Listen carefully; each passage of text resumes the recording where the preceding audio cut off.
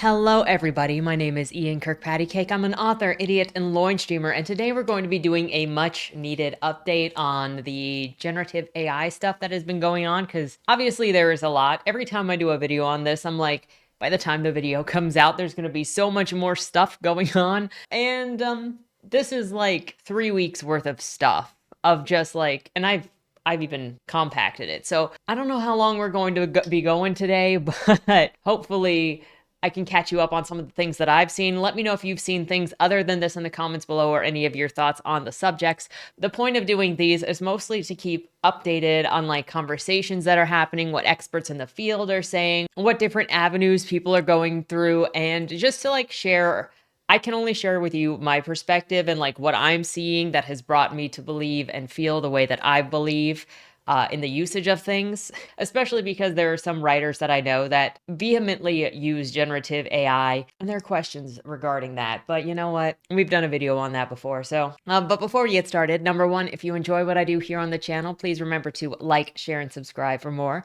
Number two, if you would like to be featured on the channel, check out the links down in the description below. The number one way to be featured is through Leigh, the monthly prompt writing contest, where I give you a prompt, you write a short story using that prompt, and on the first Monday video of the month, we bask in your creative genius. Now, just because I give you a prompt, I do not claim to be the artist. I'm not. It is just to see. It is a showcase of your guys' ingenuity and just to have fun, just to celebrate in creativity. The second way to be featured is if you are an indie author and you have a book out or a book that is coming out. If you submit the cover and the first chapter, that chapter will be read here on the channel to hopefully help more readers find your work. No generative AI allowed. If I see that you use it, you will be blacklisted.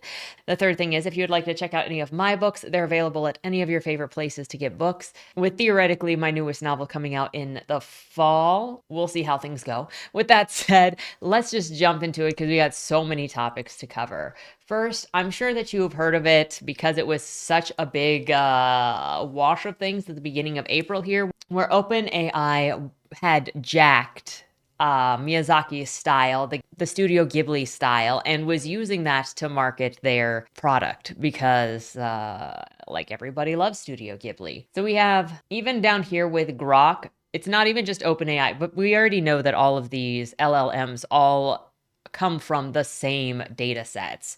So you've even got Grok, who is using somebody else's art style to advertise their product, to generate any image, any style for free. Try Grok today is going on here. With Neil Turkvitz saying, even putting aside the questions of whether unauthorized use of copyrighted works to train AI is infringing, it is indisputable that substantially similar outputs are infringing.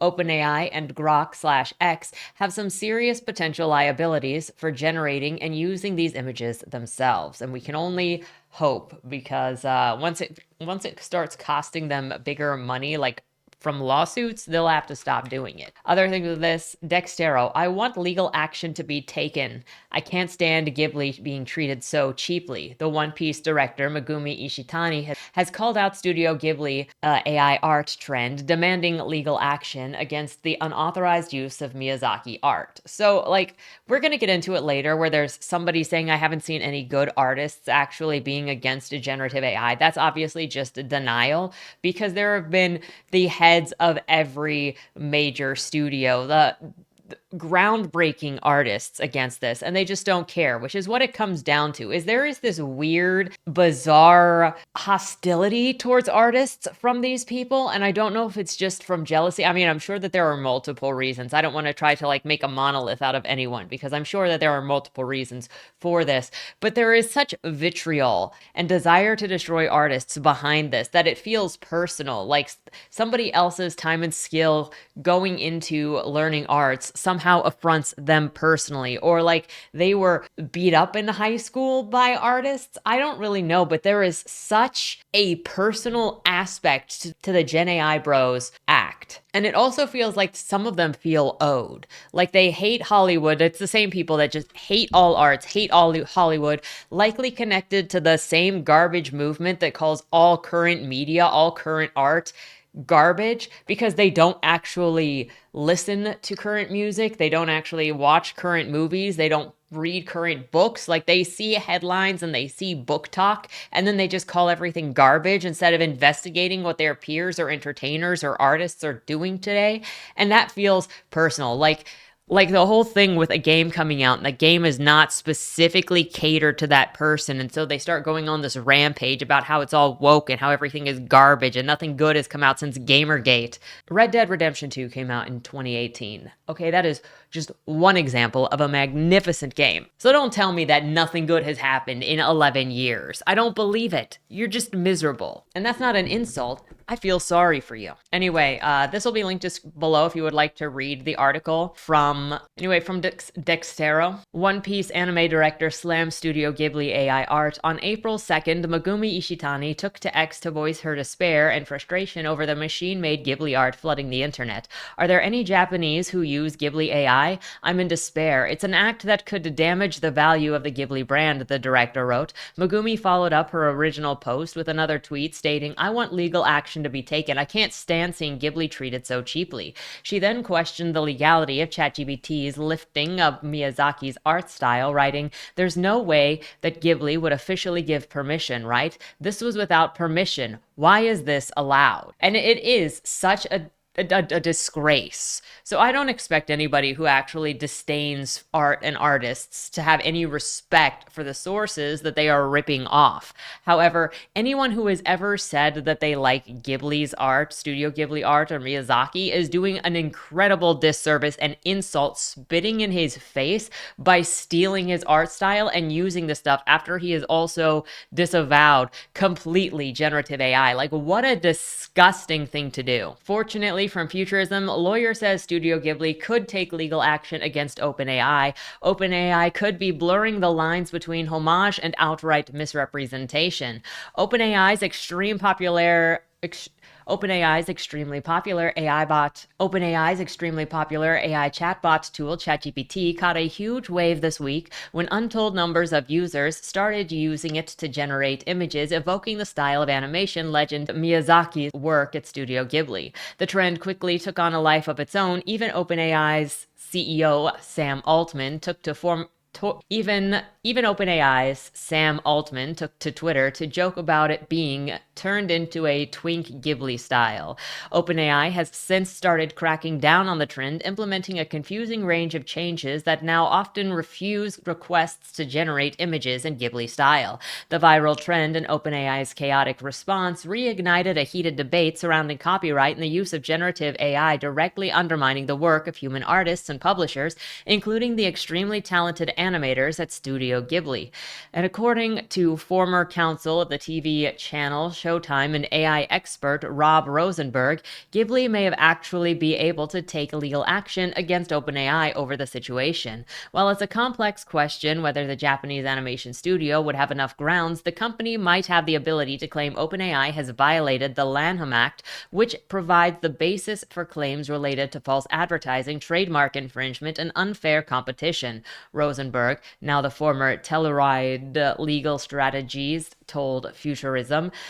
The Lanham Act, which was enacted in 1946, is the primary federal statute governing trademark law in the U.S. and establishes a national system of trademark registration that allows owners to pursue infringement lawsuits. Ghibli would argue that by converting user photos to Ghibli style, OpenAI is trading off the goodwill of Ghibli's trademarks, using Ghibli's identifiable style and leading to a likelihood of confusion among consumers that this function is endorsed or licensed by Studio Ghibli. OpenAI could also be sued for training its large language model on Studio Ghibli's copyrighted work. OpenAI is already facing several lawsuits over its approach to scouring the internet for training data for its models, including plenty of copyrighted material. Just this week, a federal judge rejected OpenAI's request to throw out a copyright lawsuit filed by the New York Times. The newspaper alleged in late 2023 that the Altman-led company infringed its copyright by using the material without permission to train AI models. Mark Zuckerberg's Meta has also been accused of illegally downloading pirated books to train its AI models. But so far, there isn't any legal precedent to determine whether OpenAI broke U.S. copyright law. The company has maintained that training their models is a fair use under copyright law, Rosenberg explained, and therefore an exception to infringement. The fair use doctrine has been core to the ongoing debate surrounding whether AI companies like OpenAI are breaking copyright law. It's a legal framework allowing limited access to copyrighted materials without prior permission for quotation and other non-infringing uses. Whether Ghibli will actually make any legal moves is anyone's guess. On Friday, the company told Japanese news media outlet NHK that a viral legal document, which claimed to be a cease and desist letter was sent to the studio, was fake. I've got that, by the way. We'll look at it here in a second. As most courts have yet to rule on the strength of similar copyright claims, it is unclear whether they would be successful or not, Rosenberg told Futurism. If OpenAI were marketing its platform as a place where consumers could go to turn their photos into Ghibli-style anime, that fact would weigh more strongly in favor of a court finding that OpenAI's conduct violated the Lanham Act. They are specifically making money off of using Studio Ghibli's iconic style and recognizable name to sell their product. Unless courts were to unanimously rule in favor of OpenAI, determining that training AI models on copyrighted material does indeed fall under fair use, we could be heading toward a system where the AI developers will need to compensate copyright holders and credit them where their content is used in producing output, Rosenberg said. Aside from questions regarding the possible infringement of copyright, OpenAI could be robbing Ghibli of other ways to monetize. If Studio Ghibli were ever to launch its own tool allowing fans to transform their photos to its signature style, OpenAI's update has essentially taken a business opportunity away. Worse, this technology could lead people to generating entire animated projects in the Ghibli style, falsely presenting them as authentic. It's similar to asking AI to write a short story in the style of J.K. Rowling and then posting it online as a lost Rowling work, blurring the lines between homage and outright misrepresentation. And that is an infringement, and it is also fraud. There is so much of this stuff going on, and it's just like a head and door situation where it's pushing these companies, and the people who benefit from this stuff are pushing it to consume as much stuff as possible before it becomes illegal. So then they can just say, well, it's too late. The floodgates are already open. It's already happened, which people have already been arguing for a couple of years. And they want to use this to change copyright law so you can't change anything. They don't care because it hasn't caught up to them yet, because the court system takes time for stuff to go through. They know that they're being sued, and they're still pushing this stuff through because they want to do enough damage. They're like, well, it's normalized anyway. There's no putting that back in the bottle. So like, SOL. And you see them doing this. Now, here is the Studio Ghibli letter that they're talking about, the cease and desist. And these people are so desperate to like punch you in the face and then claim to be victims that they are sending themselves false legal documents. And this was discovered because there is no record of Sakura Hoshino LLP ever existing. The email address isn't valid. And also the phone number is fake with a 555 at the end. So legal@sakurahoshino.com with the phone number down here. And so you got these people stealing and then sending themselves cease and desists to claim, look, I'm assembling a legal team. Firms who believe in this fight, reach out. It's a grift. It's to get more money. Like, why would a thief not grift in other ways to get money from people that are like, look, I believe in you. I believe in what you're doing. Andrei Burkov says, a small animation studio invents a distinctive visual style. A large corporation fine-tunes a language model on it and releases competing content in the same style. Morons are like, it's okay. The style is not copyrightable, but we've already talked about how it's an infringement on trademark. It's an infringement on business. Also, before anybody brings up you can't copyright a style or tries to do Andy Warhol, Supreme Court sides against Andy Warhol Foundation in copyright infringement case. This was in 2023. So Andy Warhol is not an example that you can use to say, but look, you can just filter something and then it is different. No. From Chris Paik, a troubling paradox. Iconic aesthetics from artists like Hayao Miyazaki and Studio Ghibli, crafted over decades, are now commodified into quick, consumable, even vapid content.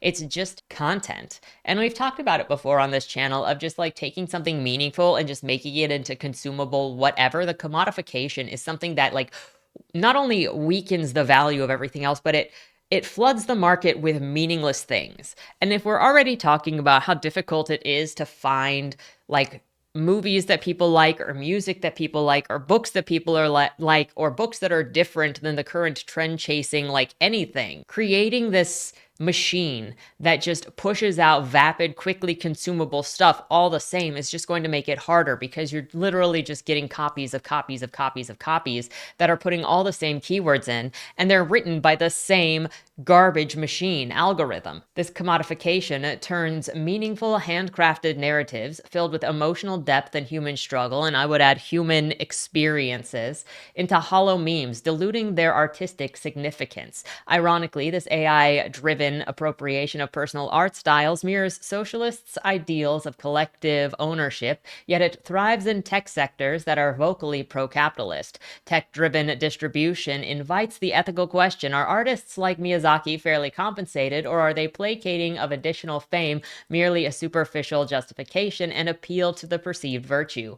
A capitalist stance that aligns with respect for the art demands proportional reward and genuine dialogue about authenticity, fairness, and a deeper value of creativity, but perhaps we lack the collective courage to face that music. Not only that, but what makes any art piece unique, what makes any art piece matter, is that it is communicating something. It is something that is taken from like my heart, and it is crafted into a story. It is an experience. It is a perspective. It is information, in whatever way that looks, crafted to provide an insight into a world that didn't exist. It is from one person to another. And when you're listening to like good music, or you're watching a good movie, or you're reading a good book, like that's the kind of thing that makes you have an emotional response to it, is that personal thing. Or like I've had on multiple occasions where people are like, well, this story has already been done.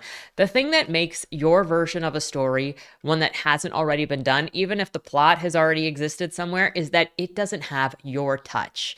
One of the things that Lemoy does, which is the monthly prompt writing contest here, is it gives everybody the exact same prompt. And in that prompt, in those videos where you get to see 4 to like 10 different people do the exact same prompt, you see how different minds bring their personalities, their experience, their creativity to the exact same thing, and just how different it is, and just how those personalities inspire different stories. That is the beauty of art, of communication, and how it is not just a commodity. Yes, you can make a business out of it. This is like one of the reasons why I've never really respected the 25 to 50K people, 20 to 50K people that just already commodified books, but it was like a personal, just like bash them out as fast as you can to have a backlog to sell to make money. Because there is the craft side where, yeah, it is just a production line. And then there is the art side. And I've talked on this channel about like art and art that looks like, and books that look like art. And then I have to think, is there some part of the people who are all in on this that they just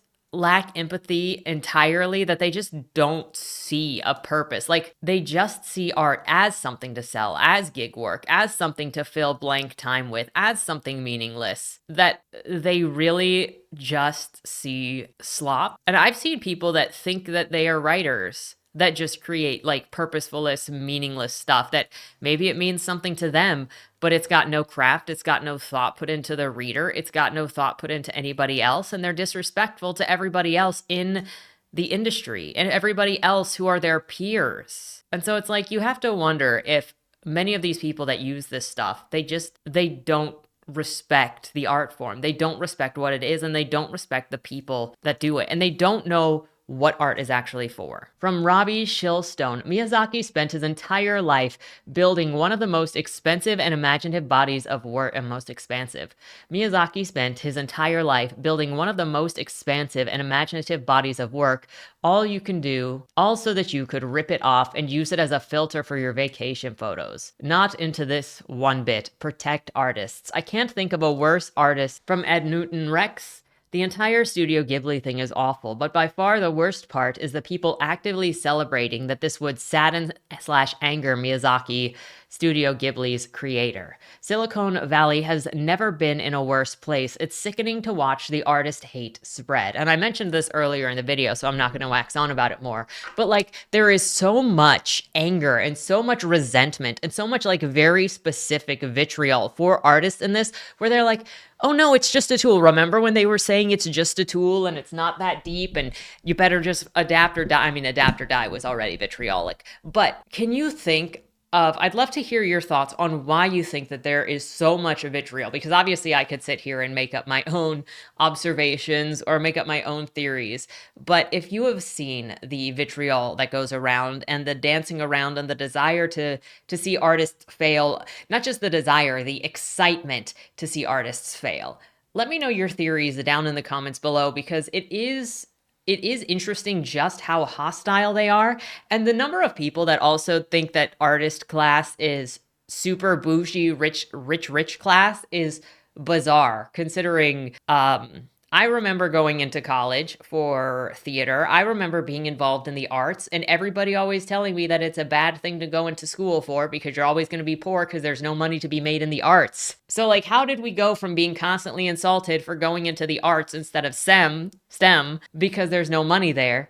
And now it's, well, now that we're stealing from you, you're all part of the bougie class. Look, I chose the risk of learning the arts and the skills that I get from the arts and the value that I get from the arts over something that would not interest me as much or make me less happy. I may not I learned a lot of things in theater undergrad, okay? And not all of them were great. Some of them were just like learning about people. My early trips into being jaded.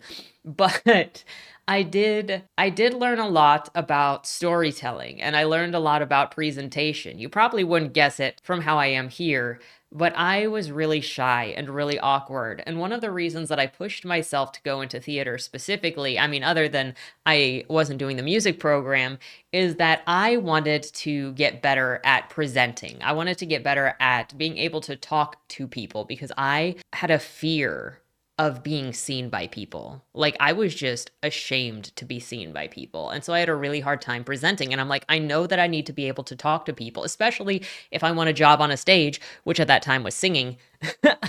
Look, I don't know why I thought I was going to be a singer with a career by the time I was 18/19. I was like, I'm going to get my freaking AA from Columbia Community College, and then I'm going to have a band, and I'm going to be a rock star as this nobody from Bumpkin, Washington. Like, I had big dreams, okay?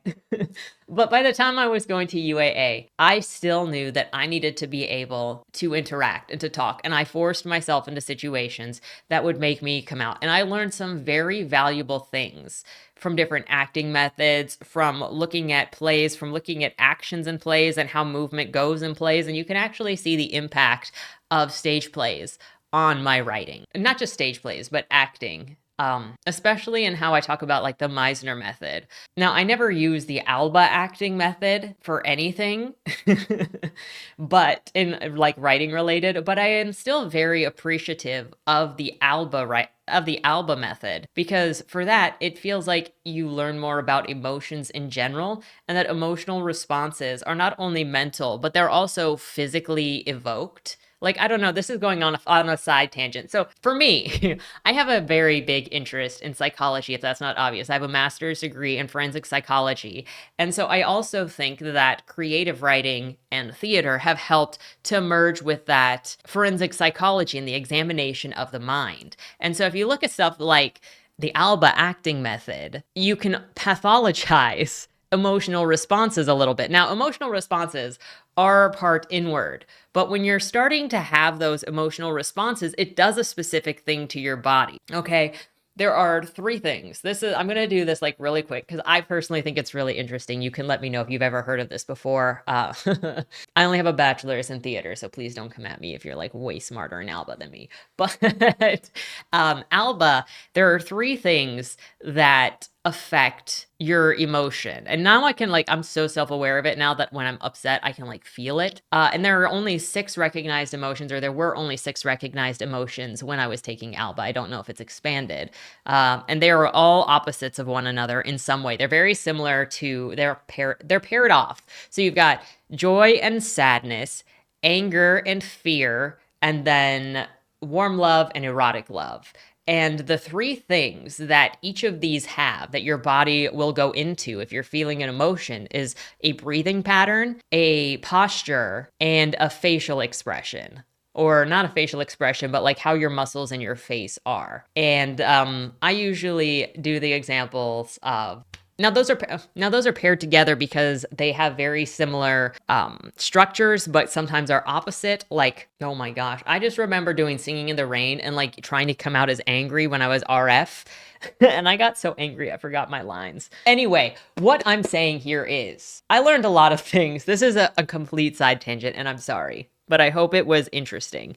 But I learned things in university for the arts that has helped me in understanding storytelling, the art of storytelling, the way that people respond to things, because you can take situations from books that are well written, from theater that are obviously because you're watching people interact, and be like, okay, so why did this happen? It's also something that they make you think about in university for acting. Is why is your character entering the scene? What is it they're trying to accomplish? Because nothing lives in a vacuum. So before you walk on stage, think about where you're coming from, where you're going to, and why you're going to be there. And you can apply that to writing books. You can apply that to your life around you. Another thing that we learned is in Meisner method, how making statements gets an emotional reaction faster than literally anything else, and especially an incorrect statement. So you look angry is softer than you are angry. And if somebody is not angry and you say, hey, you're mad, they're gonna be like,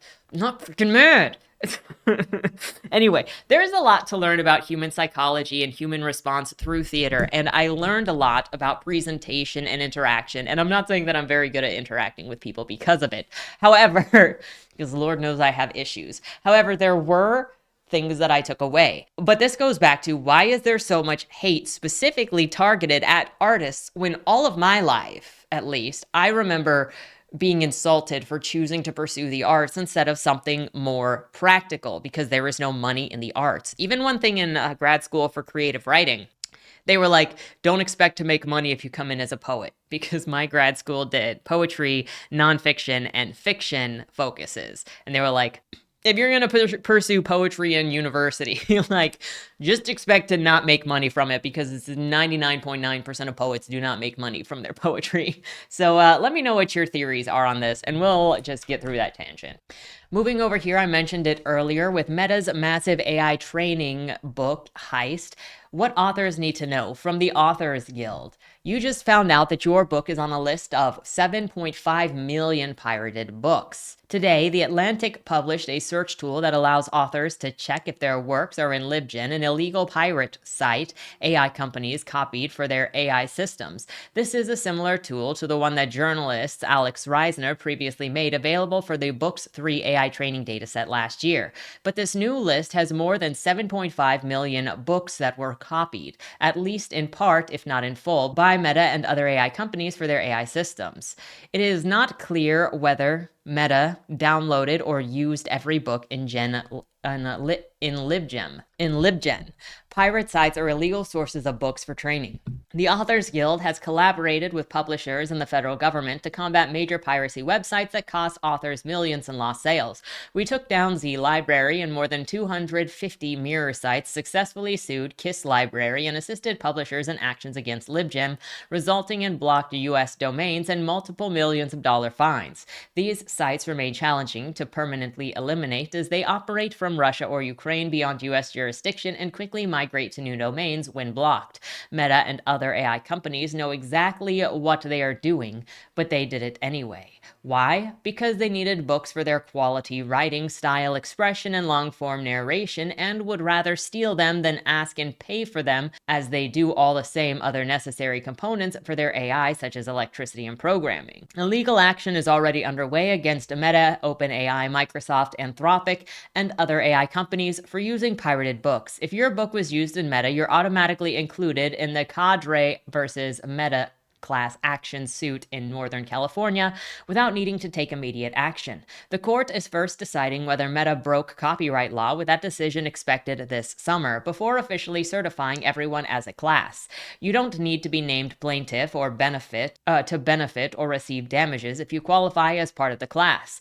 The Authors Guild is a plaintiff in the class action lawsuit against OpenAI alongside John Grissom, Jodi Picoult, David Baladashi, George R.R. Martin, and 13 other authors, but the claims are made on behalf of all U.S. authors whose works have been ingested into ChatGPT. Actions to take now: send a formal notice, join the Authors Guild, protect your work, get human authored certification, and stay informed. I don't know about human authored certification, but Cambridge University calls for Meta to pay for the pirated books that they've used for training. It's essential that governments and authorities do not let big tech companies get away with taking authors' works without permission. This reinforces the risks of inadequate regulation and legislation around AI and copyright, such as opt-out systems, which we're going to get to opt-out systems. They don't want to do it. Meanwhile, from Ewan Morrison, writers, if you submit your manuscript to the world's biggest publishers, it will be scraped and evaluated by AI. AI now analyzing manuscripts for market potential and reader engagement to predict which books will succeed commercially.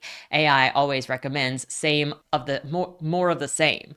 So if you're thinking of the market and how there's just consistently these same books that keep coming out, and it's the exact same kind of books, this exact specific plot line, that's very likely that it is not even a human going on behind that. It is just a market algorithm. The same sort of market algorithm that feeds you ads that it thinks you're going to buy. This isn't anything but greed and laziness, a lack of interest in new ideas. And if you don't write those things, you're likely not, or you don't have a name for yourself already, you may not get anywhere. That's one of the reasons I went indie was for the control over my work. And I'm really glad that I did. And the control over myself, because I don't want to have to fake things for people. I want to be able to talk openly. I don't want to be disrespectful. Like what I do on my channel here is very frowned upon, with like commenting on books and culture in general. But I don't want to have to pretend to be somebody that I'm not. I want the people that are around me to choose to be around me because I'm not faking. Like I haven't created this fake world to live in that is for them to live in and not for me to live in. And I mean, that hasn't ensured, obviously, that I don't get taken advantage of, because there has been that. And there have been multiple people now in the last couple of years who have outed themselves to me as people who never respected me, never liked me, and were just placating me to use me, and now are just completely, well, it's a not great situation.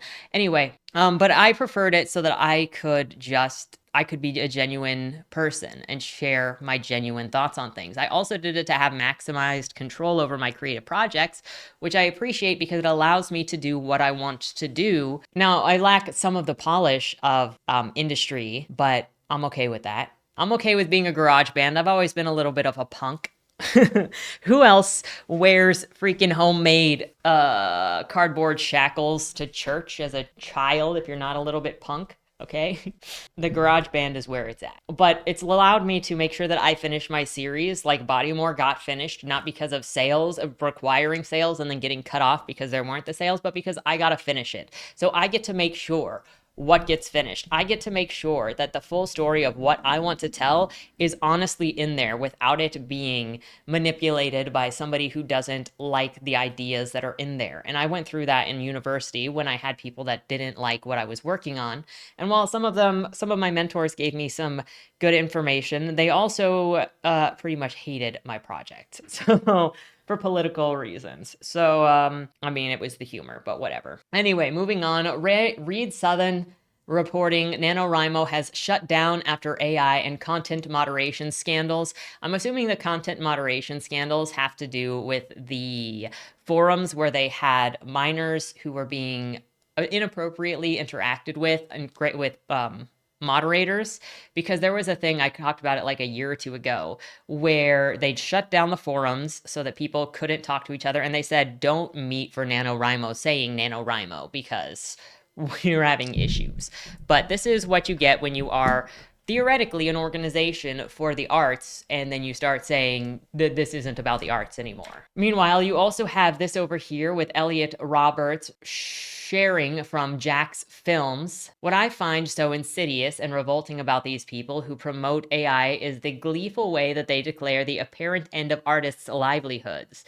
They relish in the idea of extinguishing human creativity and act like it's already a foregone conclusion, detestable. And so we got Asmongold here in the corner. It's so crazy that they would make these arguments about the replaceableness of artists when everything that you're looking at right now only exists because an artist already created it. That style obviously was taken from the Studio Ghibli style.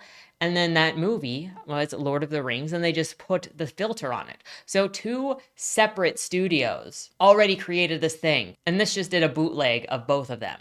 It's not replaceable. It is just theft. Over here with Nate Hake, it's reporting Google is destroying the open web with AI. Please make sure that everyone sees this important Bloomberg story.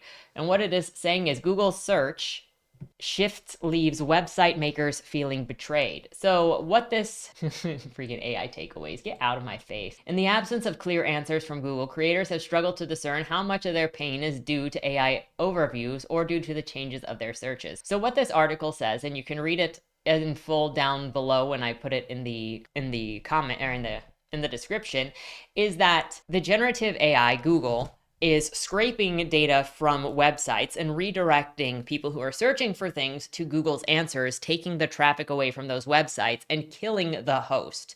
Now, they've told the websites that they are not stealing their data, that they're not stealing their traffic, but it's become very clear through the analytics that Google has lied to all of these companies and is stealing their data and their traffic. OpenAI declares AI race over if training on copyrighted works isn't fair use. So this is again just another example of Sam Altman saying that he cannot exist. His entire business model relies solely on theft. And if they have to pay for it or if they're not allowed to use it, then they've got nothing, which means they make their money on the backs of artists. There is not a single person, and I've seen them in previous video comment sections, not a single person that can argue that Altman, CEO of AI, CEO of OpenAI, has not said that he requires the theft of artwork for his business. Which, cry me a river, because freaking I'm not sad that a thief doesn't have a business if he can't steal. Are you serious? The amount of corporate ball washing regarding generative AI just to pion the poor artists is frankly quite, I don't even know the word that I want to use, okay? I am flabbergasted. From Carla Oritz, OpenAI and Google outright reject opt-out models. Hell, they even reject basic transparency requirements. All AI companies demand that they get everything, including our intellectual property, for free and without anyone ever being able to tell these companies no. The overreaching gives away their game. For example, AI companies also agree with artists. Opt-out has always been untenable, regardless of the few AI grifters' claims. When we disagree, artists want the choice to opt in. GenAI companies demand to own our works for free. In response to the cancellation, OpenAI said that experience from the regions, including EU, demonstrate that opt-out models encounter significant implementation challenges. The brilliant proposal, utilizing robot.txt, which AI companies notoriously ignore, which goes back to the article saying that the websites feel betrayed because the websites were told that if you put robot.txt on your website, then they will not be website crawled by the generative AI. But they were. But they don't just take our works and our data for free, they want to own it too. If we find our works in their dataset via transparency laws, they want to claim it as theirs. Google said that rights holders already had the ability to exercise choice and control by blocking web crawlers and scraping their content. However, the company said that those who opt out of AI training should not automatically be entitled to compensation if their content still appeared in the model training dataset. You tell them no, you don't consent. They steal it anyway, and they're like, but you shouldn't have ownership because you said no. Like, even if you find that we stole it, no. What? What? We believe training on the open web must be free, it said, before warning that excessive transparency requirements could hinder AI development and impact UK's competitiveness in this space. We're stealing, and telling you exactly how we're stealing and what we're stealing and all of the bad stuff we're doing to make a bunch of money is bad for our business model. I'm just saying. They're intent on making the UK the guinea pig because AI companies are having a hard time pushing their extreme damaging agenda to profit from creative works that powers from the models for free elsewhere. May they fail miserably in this. Article listed below. The next thing is here from Dorothea Bauer, and she says, here is my follow-up post on AI and copyright. LLMs don't make knowledge or ideas accessible. They are designed to obfuscate sources and refuse attribution. Stop romanticizing this theft as if it came from Robin Hood. And here she says, even though I find it very hard to believe some people still do insist that training LLMs on pirated or copyrighted material is a step toward democratizing knowledge. This is particularly absurd in the context described by The Atlantic, where big tech downloads texts from pirated databases using torrent systems, no less, which means they upload something in return and thus directly feed into the piracy infrastructure. This kind of argument often carries some kind of Robin Hood romanticism, as if this theft was a noble act of stealing from the rich in order to give to the poor. That's already a stretch, but especially so when the actors involved are Meta and LibGen. But even in less blatantly illegal settings, the idea that LLMs help democratize knowledge quickly falls apart. Let's look at what these models actually do with the content they ingest. As piracy lawyer David Rosenthal explains, there is a concept that copyright applies only to uses where humans can enjoy the work. But this typically doesn't apply to LLM training, especially because the models are designed not to memorize content.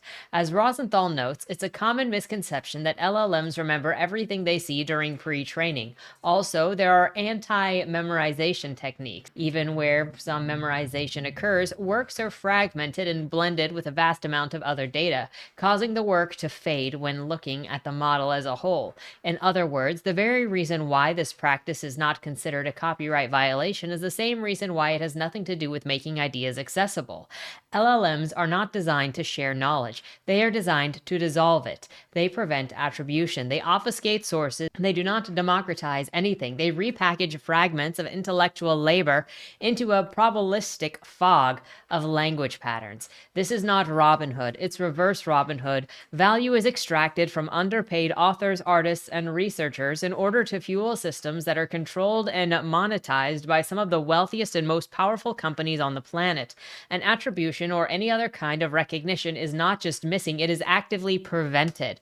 Democratization would mean participation, visibility, and credit. What we are seeing here is something else entirely. Further on this, we have CP saying AI search is a parasite that'll kill the host, web search. And this refers back to Nate Hake, showing that Google AI mode seems purposefully designed so that users don't click on websites. Consider one, to even find a link, you have to click those tiny symbols that most users aren't used to. Then your mouse has to journey halfway across the screen to click the link that pops on the right panel. And I recently saw earlier today when I was looking at stuff that Google has just put in whatever it's called, that's Google references its own search results. So it's likely that that is still just going to be Google after it's ripped off other people. Going over here to Maggie Harrison Dupre. In October, the Google-tied chatbot startup Character AI was sued for allegedly sexually and emotionally abusing a 14-year-old user, resulting in his death and suicide. Yesterday, Character AI was caught hosting chatbots impersonating the deceased teen. There isn't any control going on with any of this stuff. It is literally just mass consumption, and that's the next big thing that I want to bring to you. We've known this since I did a video on it a year ago, one of those two. I think it was late 2023.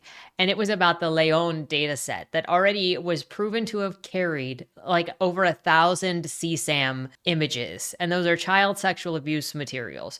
Well, Going over here to Wired, an AI generator's exposed database reveals what people really use it for. Tens of thousands of explicit AI-generated images, including AI-generated child sexual abuse material, were left open and accessible to anyone on the internet, according to new research seen by Wired. An open database belonging to an AI image generation firm contained more than 95,000 records, including some prompt data of images of celebrities such as Ariana Grande, the Kardashians, Beyonce, de-aged to look like children. The exposed database, which was discovered by security researcher Jeremiah Fowler, who shared details of the leak with Wired, is linked to a South Korean-based website, GenAI. The website and its parent company, AI Nomis, hosted a number of image generators and chatbot tools for people to use. More than 45 gigabytes of data, mostly made up of AI images, was left in the open. And this is only 45 gigabytes of 95,000 images. The exposed data provides a glimpse at AI image generation tools can be weaponized to create deeply harmful and likely non-consensual sexual content of adults and child sexual abuse materials. In recent years, dozens of deepfakes and nudify websites, bots, and apps have mushroomed and caused thousands of girls and women to be targeted with damaging imagery and videos. This has come alongside the spike in AI-generated CSAM. The big thing is just how dangerous this is, Fowler says of the data exposure. Looking at it as the security researcher, looking at it as a parent, it's terrifying, and it's terrifying how easy it is to create that content. Fowler discovered the open cache of files. The database was not password protected or encrypted in early March and quickly reported it to GenAI and AI Nomis, pointing out that it contained AI CSAM.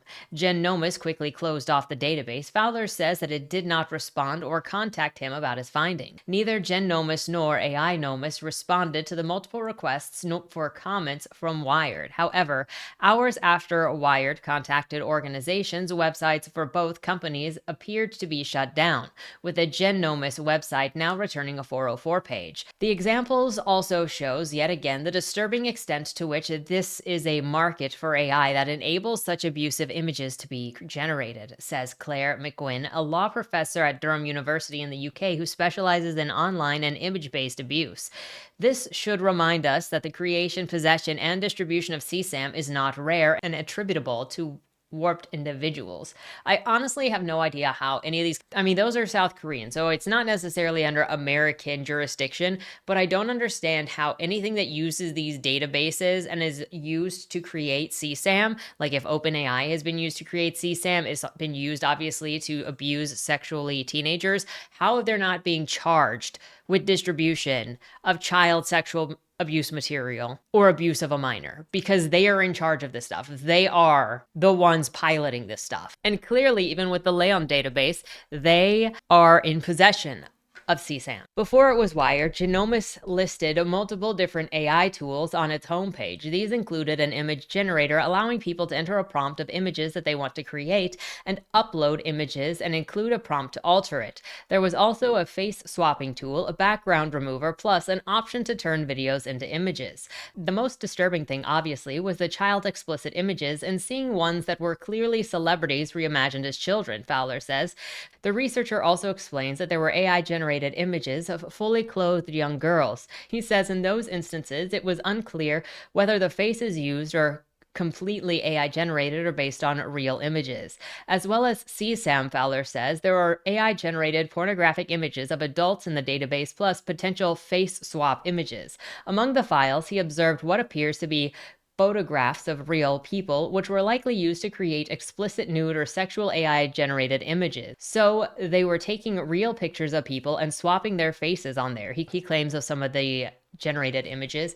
And if you go back to the video we talked about where South Korea is having issues with men creating sexual content of women against their wills, and then doing this exact thing, putting it into AI generators, making porn, and then threatening them to get real CSAM or real sexually explicit stuff, or to get them to do degrading things, or to get them to quit their jobs or fired, because it is the students or the other teachers or whoever coming to the school to be like, hey, look at this about your teacher. And it doesn't matter if the teacher or even somebody in the army or whatever is the victim. From what I've heard, it is about creating the least amount of attention. Rotten Mango has actually covered this specifically a couple of months ago, so I would highly recommend checking out her video on this topic. But these are used as blackmail images. When it was live, the GenAI website allowed explicit AI adult imagery. Many of the images featured on its homepage, and an AI model section included sexualized images of women. Some were photorealistic, while others were fully AI generated or in an animated style. It also includes a not safe for work gallery and a marketplace where users could share imagery and potentially sell albums of AI generated photos. The website's tagline said people could generate unrestricted images and videos. A previous version of the site from 2024 said uncensored images could be created. GenAI's user policy stated that only respectful content is allowed, saying explicit violence and hate speech is prohibited. Child pornography and other illegal activities are strictly prohibited on GenAI, its community guidelines read, saying accounts posting prohibited content would be terminated. Researchers, victims, advocates, journalists, tech companies, and more have largely phased out the phrase child pornography in favor of CSAM over the last decade. It is unclear to what extent GenAI used any moderation tools or systems to prevent or prohibit the creation of AI-generated CSAM.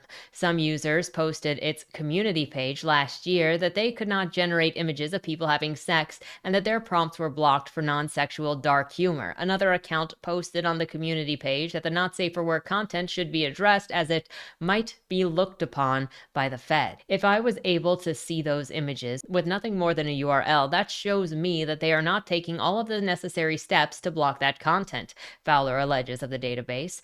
Harry Adger, a deepfake expert and founder of consultancy Latent Space Advisory, says even if the creation of harmful and illegal content was not permitted by the company, the website's branding referencing unrestricted image creation and a not safe for work section indicate that there may be association with intimate content without safety measures. Adger says he is surprised that the English language website was linked to a South Korea entity. Last year, the country was plagued by a non-consensual deepfake emergency that targeted girls before it took measures to combat the wave of deepfake abuse.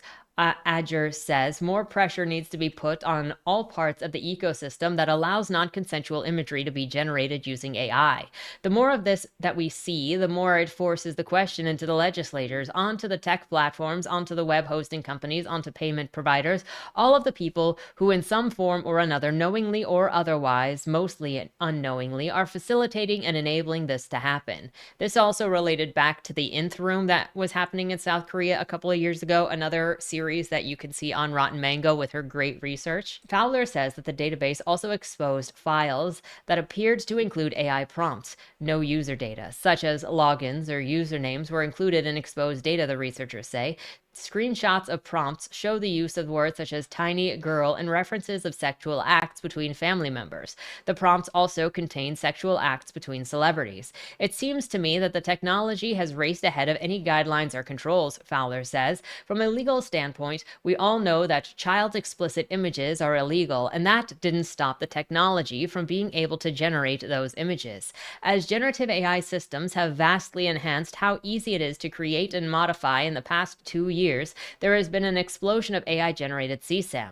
Web pages containing AI-generated child sexual abuse material have more than quadrupled since 2023. And the photorealism of this is horrific content has also leapt in sophistication, says Derek Ray Hill, the interim CEO of the Internet Watch Foundation, a UK-based nonprofit that tackles online CSAM. So, the IWF has documented how criminals are increasingly creating AI-generated CSAM and developing the methods that they use to create it. It's currently just too easy for criminals to use AI to generate and distribute sexually explicit content of children at scale and at speed. Now, two things for on top of thinking of this. Number one, I know how many of you, maybe not viewers of this channel, I don't know, I've seen them on Twitter, so I'm not going to say you guys because I don't want to imply anything on people, but I know how often I've seen it on other social media websites or in DMs from people where they're like, isn't this funny? Look, I just made these presidents kiss each other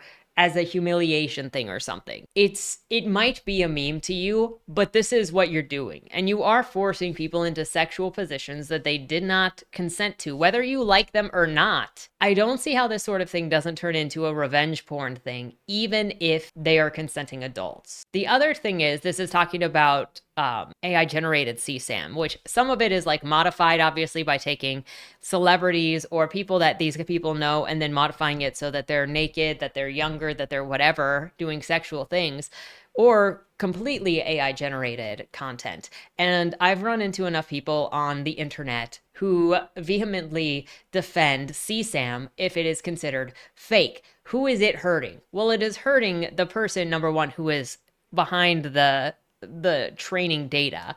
Number two, you're making yourself a bigger liability. There is never a reason, in my opinion, for a minor to be purposefully sexualized for an erotic reason. Now, I'm putting caveats in here specifically for the exploration in stories of child abuse, of grooming, of these things that might be in the background. We're talking about specifically sexualizing minors for erotic purposes. I don't see a reason for that, whether they are real or not, because then you have to say, so you're creating content to eroticize a 3-year-old. Who is this for? Who is the audience of this eroticized 3-year-old? Because this is not about a 3-year-old who was sexually abused and then, you're seeing the outcome. This is eroticized 3-year-old. Who is your audience? Going on to the next thing, from Less Wrong, recent AI model progress. It feels mostly like bullshit. This was March 24th this year.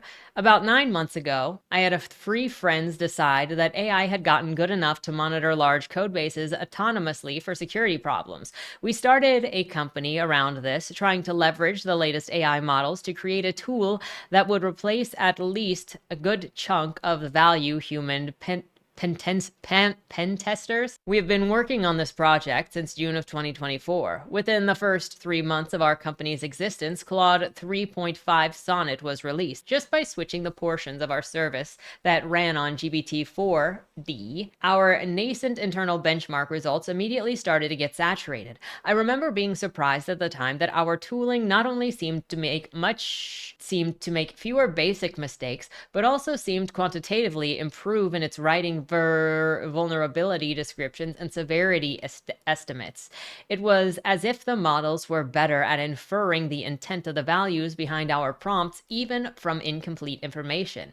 As it happens, there are basically no public benchmarks for security research. There are cybersecurity evals that ask models questions about isolated blocks of code, or CTF evals that give a model an explicit challenge description and shell access to the 1K lock web application, but nothing that gets at the hard parts of the application, presenting for LLMs, which are 1, navigating a real repository of codes too large for the put in context, or 2, referring to the target application's security model, and 3, understanding its implementation deeply enough to learn where the security model is broken. For these reasons, I think the task vulnerability identification serves as a good litmus test for how well LLMs are generalizing outside of the narrow software engineered domain. Since 3.5 Sonnet, we have been monitoring AI model announcements and trying pretty much every major new release that claims some sort of improvement. Unexpectedly by me, aside from some minor bumps with 3.6 and even smaller bump with 3.7,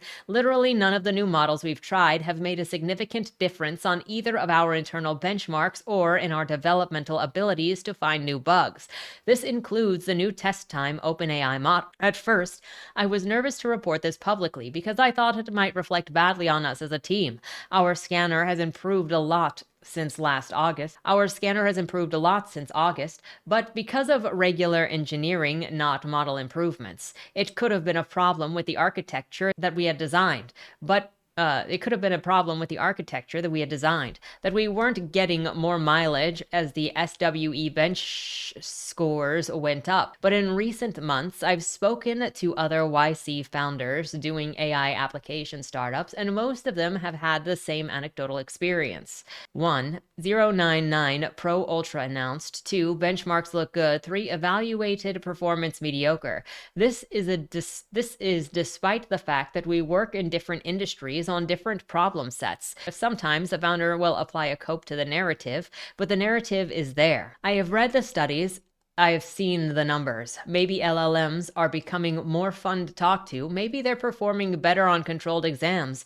But I would nevertheless like to submit, based off the internal benchmarks and my own colleagues' perceptions, using these models, that whatever gains these companies are reporting to the public, they are not reflective of economic usefulness or generality. They are not reflective of my lived experiences or the lived experience of my customers. In terms of being able to perform entirely new tasks or large proportions of users' intellectual labor, I don't think that they have improved much since August. Depending on your perspective, this is good news. Both me personally, as someone trying to make money leveraging LLM's capabilities while they're too stupid to solve whole problems, and the people worried that the quick transition to AI-controlled economy would present moral hazards. At the same time, there is an argument that the disconnect in model scores and the reported experience of highly attuned consumer is a bad sign.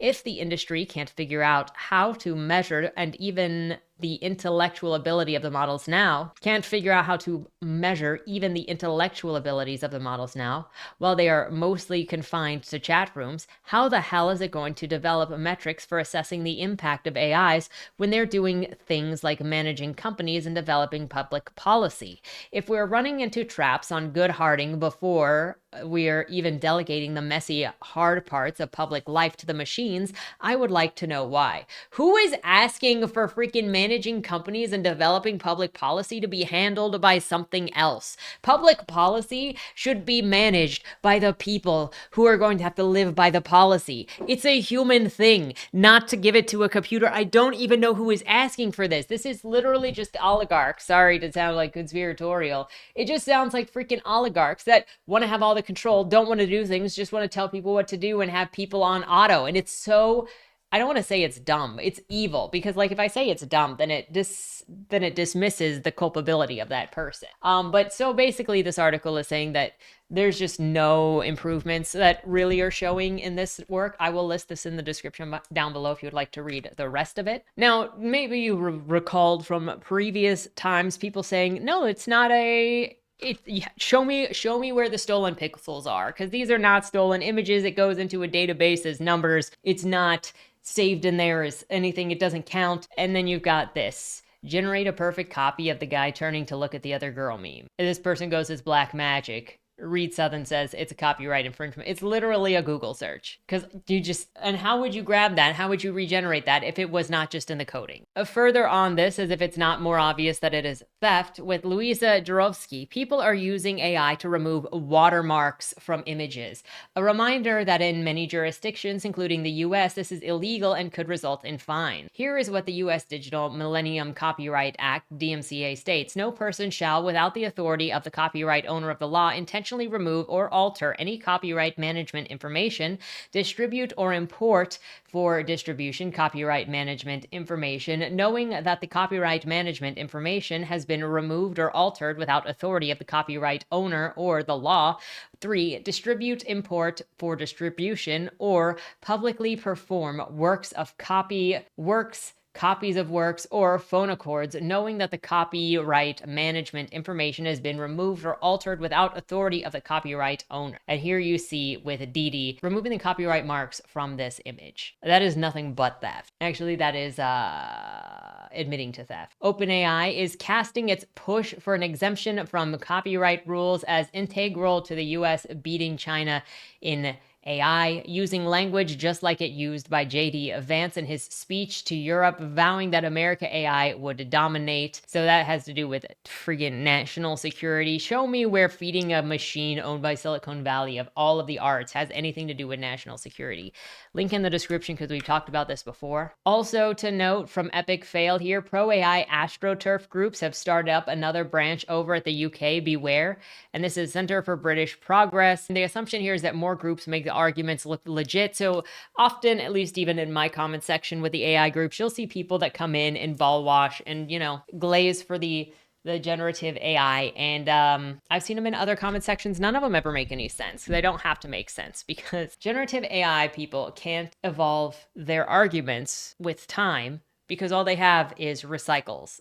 That's all that generative AI does. Anyway, there's just more, and don't be confused if you see more sock puppets, more groups just faking to astroturf this thing, because what they need to do right now is make you believe that there is no stopping it, that you need to just sit down. It's already done. There's nothing you can do about it. There's no fight left because everything that they're doing is an infringement. They are on the losing side, and the only way that they can win is if you sit down and accept it when they say it's over. Over here at Sakuga Art, this has never happened before. Generative AI is not innovative, it's theft. Farmers didn't have their physical items stolen. They had tractors built to do more work. GenAI stole artwork from artists to regenerate our art. Stop using this false equivalency, which is an argument that we continually see. Willie down here says, why does everyone act like this has never happened before? What do you think happened when the tractor was invented? Companies employed five farmers instead of 500 farmers. Shit happens, adapt or die. Except that is followed by them literally having the argument, stop hiring humans. So this is not about trying to be more productive. This is not about anything. It's literally stealing to replace.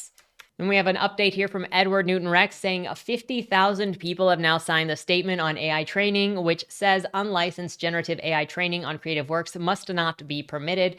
Creators are united in opposing exploitive generative AI. Don't let anybody convince you otherwise. When he posted this, it was still open for signatures, so it'll be in the description if you want to join in signing it. Then over here with OpenAI and Google's dark new campaign to dismantle artists' protections. Okay, I don't need to do that. Edward Newton Rex has stunning results in this new survey from the British MPs, showing that a huge majority supports requirements for AI companies to treat creators fairly. 79% back a call for AI companies to pay authors and publishers for the works that they have used in producing software such as ChatGPT. 85% believe that using authors or publishers' material without paying the copyright holder undermines intellectual property, and 92% believe AI firms should have to declare to the authors and publishers if they have used their materials to develop software. So there is a big push for these companies to be transparent and to stop stealing. Reed Southern over here explaining with some over here what fair use actually is, because there are some that claim, well, this is fair use and fair use is a right. Number one, fair use is also an American doctrine. I don't know what is in other countries, but when we're talking about fair use and the Copyright Act in America, that is what it refers to. Fair use is actually an affirmative defense to claim of copyright and to a claim of copyright infringement, meaning that the alleged infringer has the burden of proving their use was fair. It is now codified in Section 107 of the Copyright Act, which provides that fair use of a work for a purpose such as criticism, comment, news reporting, teaching, including multiple copies in a classroom, use, scholarship, or research, is not an infringement on copyright. To determine whether given use is fair use, the statutes direct one must consider the following. So it is not a right to have fair use. It is a defense if you are accused of copyright infringement. And then you have to prove because you are providing a defense. Now, I did want to cover this over here with Jinga Zhang, and she is the person who created Kara, where a bunch of people went, and she has this story here of one of her images. I'm exhausted, and I think someone well-intentioned passed my photo through OpenAI's new image generator model to show what it can do. And while I appreciate the sentiment, can I just say that the original artist, seeing stuff like this makes me feel like shit. So you have her original photo over here, and then somebody's version put through the image generator with orders here. I did this series when my work wasn't being accepted and was seen as neither commercial nor fine art enough for either worlds. I shot in my apartment, and flowers were one of the props that I could afford. For this shoot, I sat with the team and applied petals to the model one by one. The final work is a crystallization of that experience and memories of those times. It's proof of the days that I've lived. An AI didn't sit there placing petals on the model, and it feels like an insult to the memory when the people go, AI can do this. Like, no, actually, I did that. I think this person wanted to show what images with glaze/night nightshade aren't protected in new models. But I and everyone in this space know this. I don't need the reminder of how easily people can remove my watermarks, bypass glaze, or do whatever they want to my work against my wishes. I can respect how far GenAI has come from purely a technological point of view. Credit to the researchers and scientists, but genuinely, what do we need this so badly for that this would outweigh all of the humanity stories and history being stripped from our lives? And it's constantly, every single time it's, let me show you this thing that I can do against your will, against you. Let me rub it in your face. You do all of these things to make sure that your work has your signature on it, that you have done it, that your experiences are in there, and I'm going to take it and wash it through this thing and steal it. Over here with Dorothea Bauer, majority of AI researchers say tech industry is pouring billions into a dead end. Asked whether scaling up current AI approach could lead to achieving AGI or a general purpose AI that matches or surpasses human cognition, an overwhelming 76% of the respondents said it was unlikely or very unlikely to succeed. So this goes back to the other article we talked about earlier that had the "it's bullshit." This is not leading to that thing. So what is this actually for? And personally, now this is my conspiratorial whatever, it's that these companies want to undermine copyright. This is their way to undermine copyright. They're not trying to create generative AI. They're just trying to steal whatever things that you have to your name, which at this point are your identity, your voice, your creative outputs, anything, and make it so it's theirs. So any of the companies can take it. If they undermine copyright, then you've got nothing left to bargain. You've got nothing left to make anything of yourself. They own you. A new study from Pew Research Center reveals a very eye-opening realities about Americans' attitudes towards AI. Only 11% of the public say that they are more excited than concerned about the increased use of AI in daily life. 57% say public is highly concerned about AI negatively impacting human connection. AI might have benefits, but people also worry they might be outweighed. 66% of adults and 70% of AI experts are highly concerned about people getting inaccurate information from AI. 70%. Clearly, issues like misinformation, deepfakes, and voice clones have people concerned that this is developing threats that deserves our attention. Only 20% of US adults believe AI's impact on the arts and entertainment over the next 20 years will be very or somewhat positive. Only 20%. Read the rest of this Pew Research from the description down below. We also know, just as a reminder, the cloud versus the drought. Water hogs data centers threaten Latin America, critics say. So these data centers that are holding all of this generative AI computational power take up more resources than humans and are destroying the planet. Article listed down below. Meanwhile, don't give up hope. In-person generative AI protests have begun. Authors today, this was April 3rd, protesting the unauthorized use of their books for AI training at Meta's UK office. Expect more like it. The judge has also rejected a bunch of OpenAI's arguments for dismissing parts of the various copyright lawsuits. His key decisions, OpenAI can be sued for conduct from over 3 years ago before the lawsuits were filed, since they haven't proved that the plaintiff should have known about the infringements by then. OpenAI may be liable for infringing activity by their users since it's reasonable to think that they knew about it, it was widely publicized, and the existence of non-infringing users doesn't necessarily get OpenAI off the hook. Worth reading the whole thing, and final decisions won't come until later, but it's great news that the judge has rejected to dismiss the motion. So this is more good news for us. So I hope nobody is dooming. Things are moving, they're just moving slowly. I would also like to add more good news. We are thrilled that the No Fakes Act has been introduced in Congress today. This was April 9th.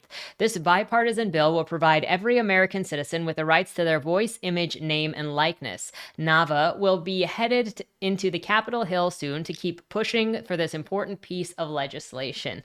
I hope ScarJo goes after people.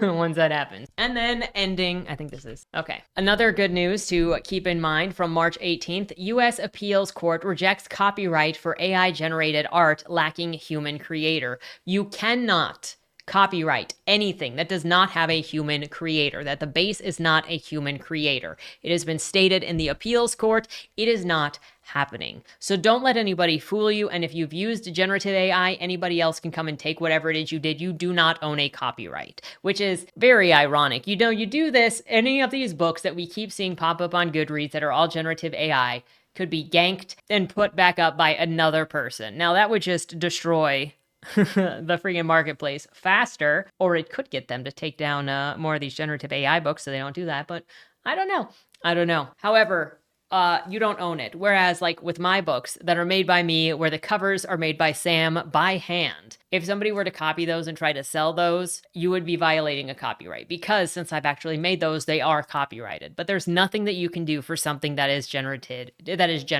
And it has been declared yet again by the judges, by the court. The office rejected the application in 2022, upheld its decision in 2023.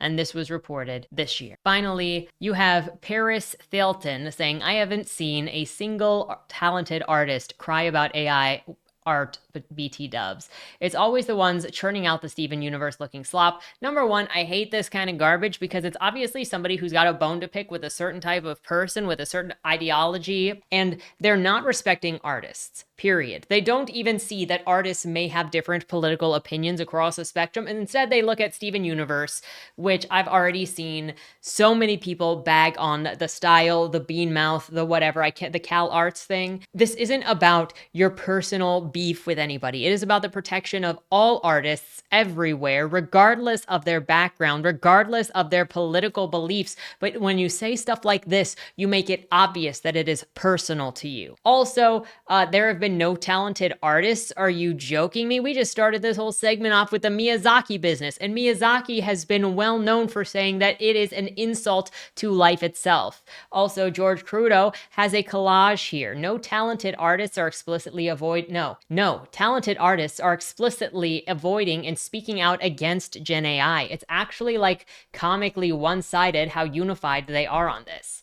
Here we go. Christopher Miller, there is no generative AI in Beyond the Spider-Verse, and there never will be. One of the main goals of the film is to create new visual styles that have never been seen in the studios, not steal the generic plagiarized average of other artists' work. Over here with Arcane, Netflix using AI to extend its poster at Arcane for all shows is so disappointing and disrespectful. Alex, appreciate you bringing this to our attention. We have a strict stance of no AI for anything relating to Arcane because it's disrespectful to the incredible artists who worked on the show. This image was a mistake and has since been removed. Thank you for calling it out. Nintendo would rather go in a different direction than follow AI trend, says Miyamoto. And then just every version of this no AI that showed across things. So like, don't worry. Also, this right here is true. Serafina saying, quit falling for the bait. It's true. If I see anybody with this thing that looks like the check mark that looks like they're baiting, I just block them. But I also think that it's important to get your voice out there so that people see that it is not one-sided. And I do that for, my writing talks, writing discussions, my suggestions of things, just to show that you can have variation, that mostly there's no stupid. We're just exploring, we're just thinking, we're just talking. And I want to put it out there that there are other perspectives. There are other ways to go. But then one of the reasons why I do the Twitter responses through a YouTube video is so I can reach a different audience and also dispute stuff like this without giving them money. So that is the AI generative news for this week. We'll see if there's more next week or if we get to do something else. With that said, let me know your thoughts down in the comments below. Is any of this news brand new to you, or what are your opinions on the goings on? Looking forward to your thoughts. Remember, don't be dead pilled. I'm trying to think of a word and I am losing a word. Don't be depressed. I mean, it's very easy to be depressed. I've been pretty sad myself recently, various things, but I strongly believe in the human spirit. I strongly believe in human stories and human creativity and the arts in every form and artists in general and the spirit of humanity. And I think that going into this generative AI stuff, those people don't believe in the spirit of humanity, which is why they think that it's so easy to beat it down. But that's my opinion. I will generally, most of the time, be fairly optimistic. The only one that I'm not optimistic for is myself, but that's a me issue. With that said, have a great weekend and don't die. Was that Wayland Cross in the trunk? Do you know, or is that something that's still being figured out? The person in the trunk was not Wayland Cross. Is he in trouble? We don't know who did it, but as the owner of the car, the longer he's missing, the worse it looks for him. Cross isn't a killer. For the last couple of years, the average number of murders in Baltimore has been over 300, and it's been going up. Mind you, that's only whatever the badges count as official murder, and believe me, there are people that don't count when they die.